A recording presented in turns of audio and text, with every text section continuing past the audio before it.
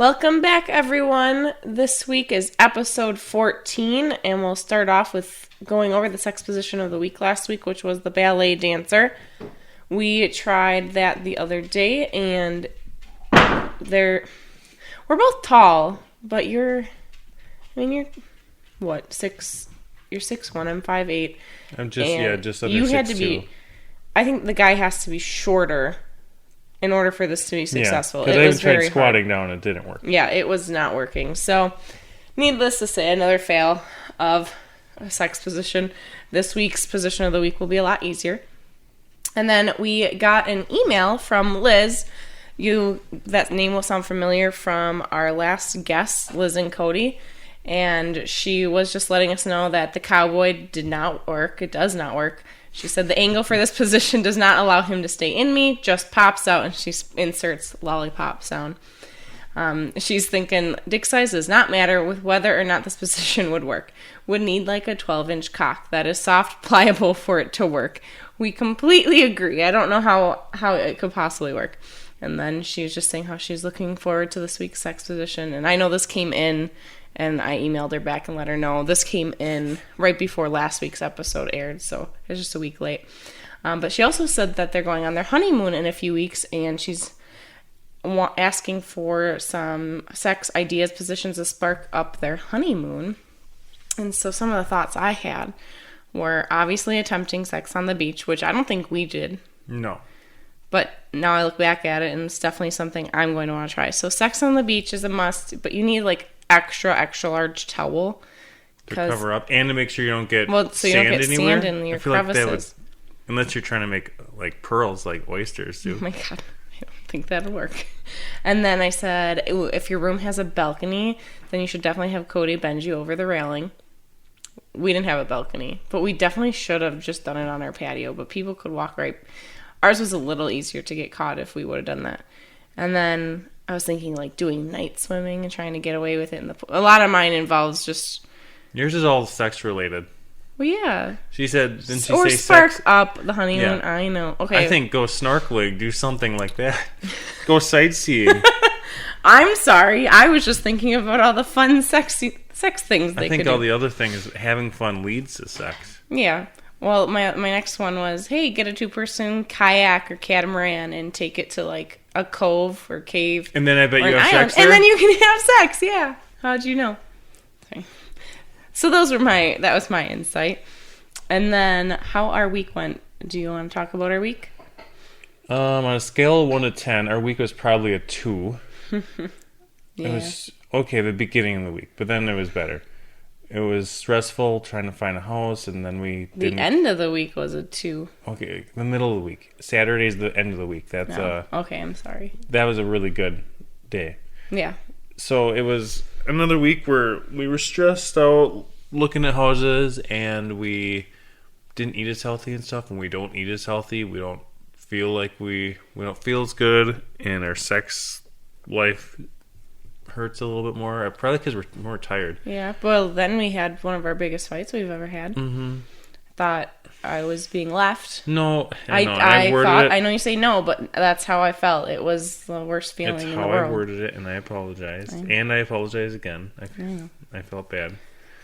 But yeah, we weren't communicating well, and neither one felt like there was frustration on my part, and just how I worded stuff was bad.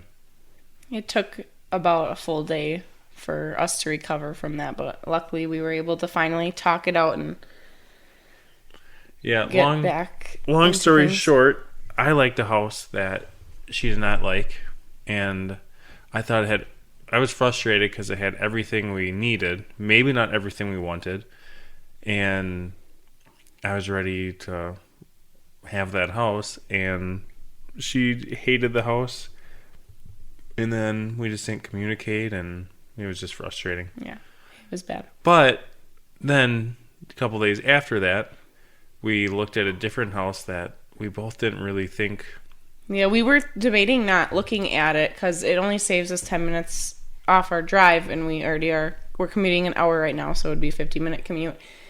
And we saw pictures online, but we were told there's been updates since that, and it was my mom's friend. Like, my mom, this is the second house she finds pretty much houses for sold. people Yeah, without...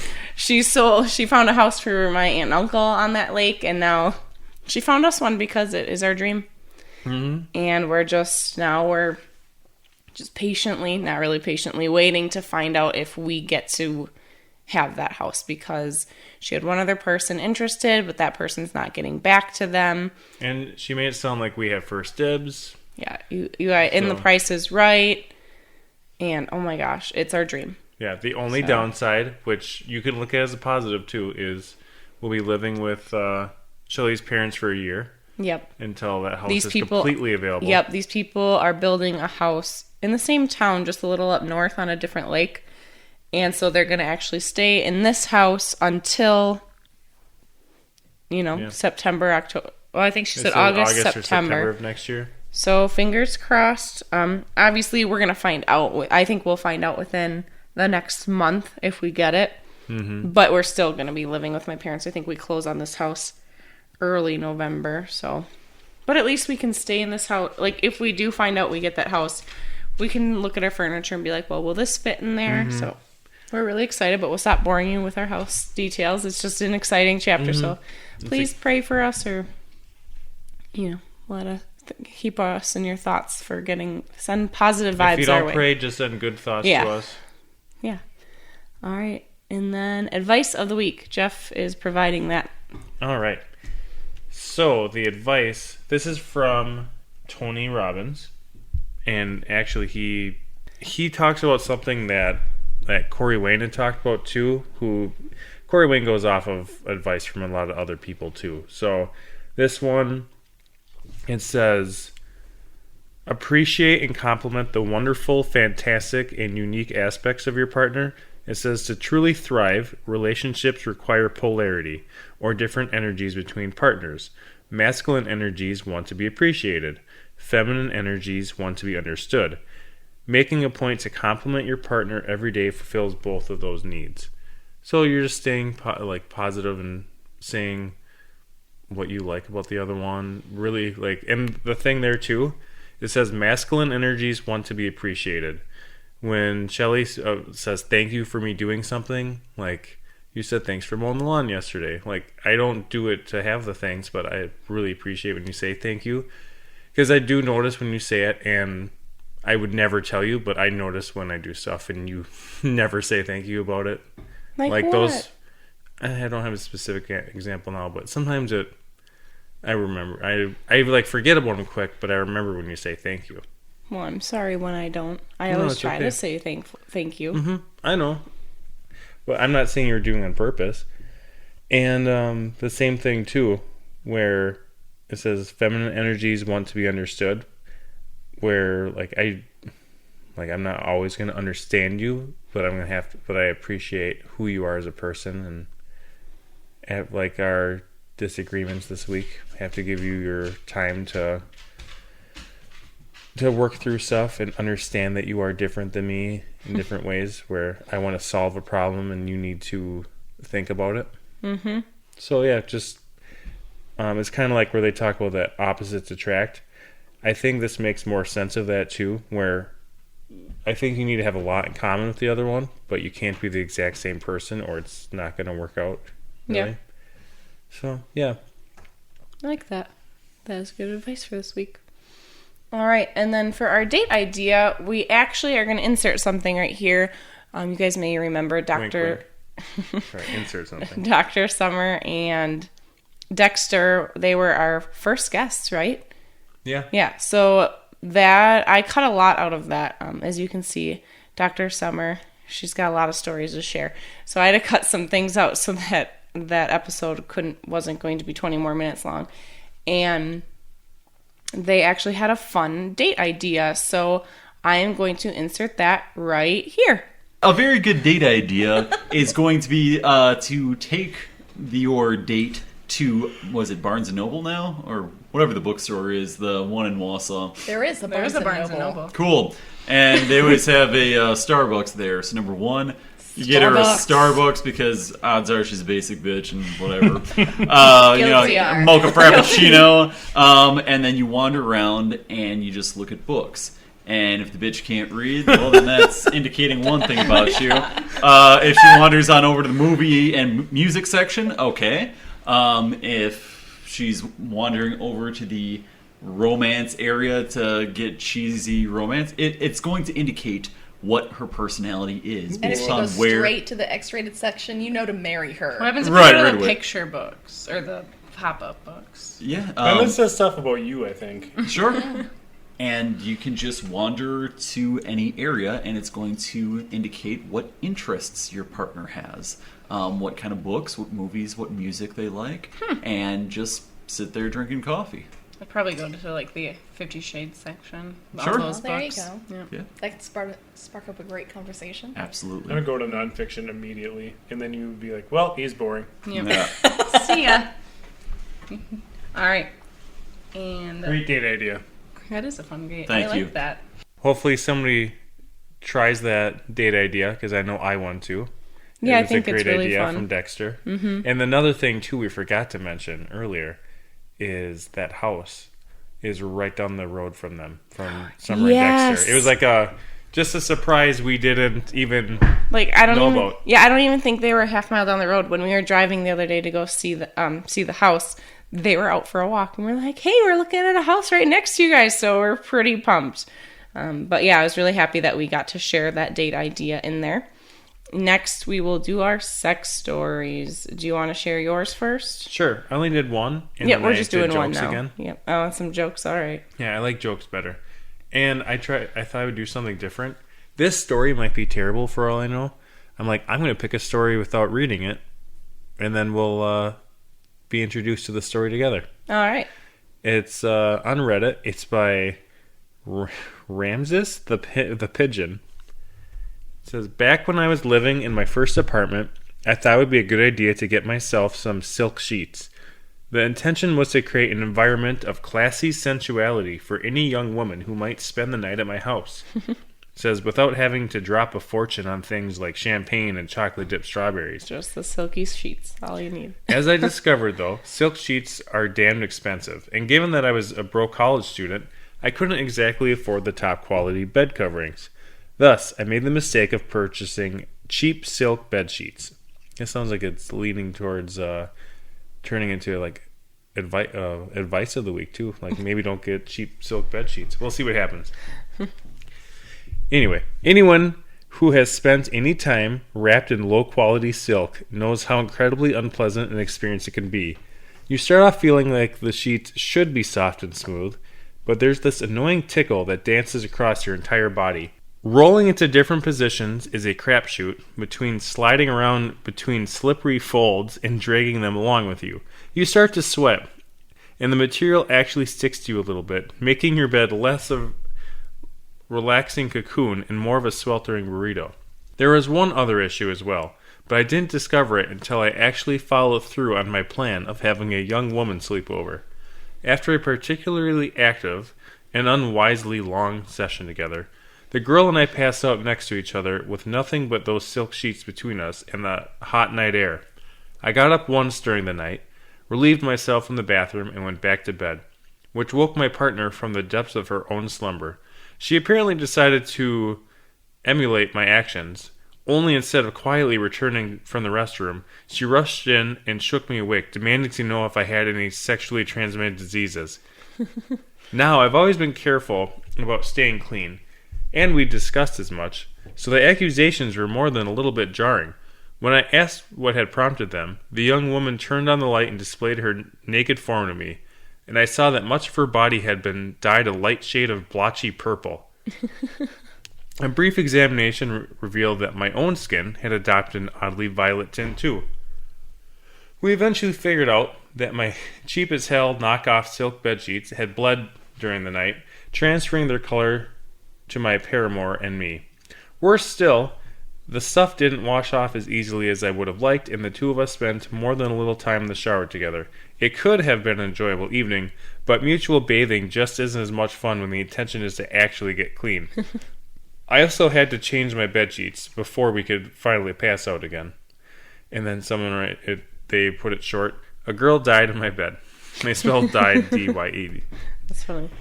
So note to self, okay story. Don't buy. That's a long story. It was long. Note to self, don't buy cheap sheets. Yeah. Also, I might read the stories before I put them on here again. That was pretty long for like good. one little chuckle. You know how he like emphasized a young lady?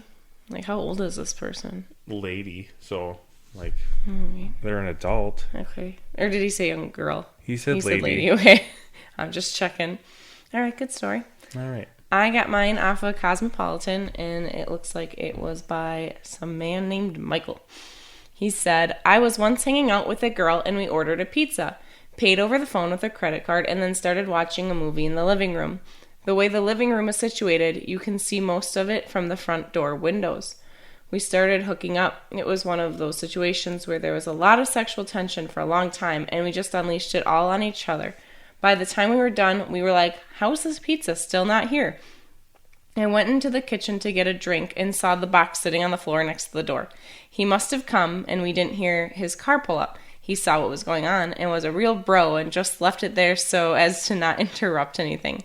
Best pizza guy or girl ever. I just find that funny. Like, obviously you don't know. Like, maybe the person just didn't answer the door, but if he would have saw that and was like, I'll just leave this here. What if he left it inside? He must have opened the door. Or was it inside? He says on the floor next to the door. Well, maybe it was outside. So I'm assuming it was outside. Okay. However, I mean, no, he could have. I don't know. It didn't specify because I was thinking that too. Like, I don't know, unless they have like a glass window so you can see it sitting outside. But I thought that was good. Did you have a joke for us? Yeah, I've been reading them, and I can't just pick one. So here's what I have. If you were born in September, it's pretty safe to assume that your parents started their new year with a bang. But why did the sperm cross the road? Because I put on the wrong sock this morning. Some guys will jerk off into socks. Yeah, I got that. Yeah. Why does a mermaid wear seashells? Because she outgrew her bee shells. Ha! This one sounds painful. I have two more. It's not as painful as listening to these jokes. What do you call a cheap circumcision? A ripoff. Oh! Yeah. And then there's one more. And also to give them credit, this is from bestlifeonline.com. And the joke is, an old woman walked into a dentist's office, took off all her clothes, and spread her legs. The dentist said, I think you have the wrong room. She goes, you put in my husband's teeth last week. Now you have to remove them. Oh my god. I'm concerned that his teeth are up there. Like really like jutting your... What was he doing to get them up? That's funny. Good joke. Or jokes. Thank you for those. Yeah. Awesome dad jokes. Dirty dad jokes. Dirty dad. Anyway. Oh, one more. I was going to save this for next week, but I have to do it now. What is Moby Dick's dad's name? Papa Boner. Okay. All right. Sex position of the week. Funny that you had a mermaid joke because it's the classic mermaid. And what is that one? So pretty much guy can be standing at the end of the bed or the end of something. Girl is on her back with her legs up over his shoulders. Like thighs would be kind of against your chest or torso, just against your torso. We've done this position, but we're usually... It was kind of like the one, I don't remember what the name of it was a couple weeks ago, that the guy was kneeling. This time they're just standing up. So you can check out our social media page on Wednesday and you'll see, or today. You can check out our social media and you'll see this position posted. Got anything to add? I do like that position. Like, it reminds me of sometimes we'll, like, our old bed, we're like, oh, yay, it's high enough. And then all of a sudden, like, we got a different bed, and you're like, oh, it's too low for, like, me to stay at the edge of the bed. And now, since we got a new bed, like, what, a month ago or so? Yeah. That's one of the first things, like, yay, it's high enough. It's high enough stand at the edge of. Yep. Yeah, you gotta level. You got to get your bed at the right height. All right, remember, everything we discuss is a try at your own risk. We are not responsible for any injuries. Our podcast comes out every Wednesday morning. Social media, you can find us on Facebook, Instagram, and YouTube at Couples Sutra, or email us at couplessutra@gmail.com. Remember, couples is spelt with a K. Please go like and subscribe. We have 7 subscribers. Woo! And then email us your sex stories, positions, thoughts, issues.